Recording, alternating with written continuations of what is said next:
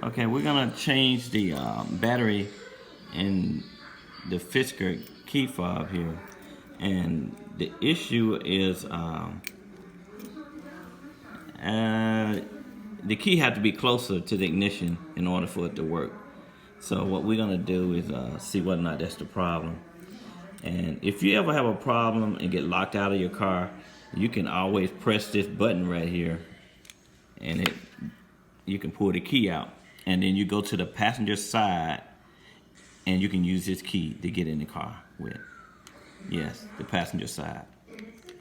So just for info. And so this is how you change the key fob. It's right here. You just lift up right here. Lift up and slide it straight out. Lift up and slide it. Slide it out. That way, see, you got a little tab on the bottom of it that you got to, once you lift it up, you pull out. So here's the battery right here. And the battery is a size, what is that? CR2032. So that's what we're gonna do. We're gonna change the battery. So let's pull that battery out. Just one battery. Get the new battery.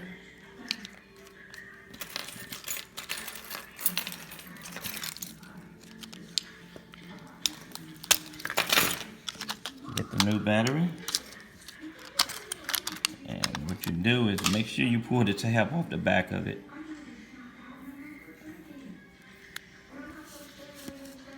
And you set it in there. Push in on it.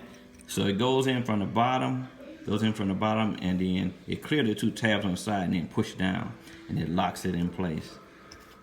And what you do the reverse to close it back up. You put this, slide in the tab at the bottom, and you snap it back down. And that's it.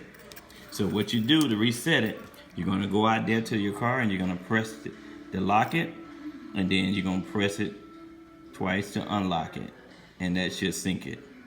So sync the the key fob. We're gonna lock everything, and then we're gonna unlock everything.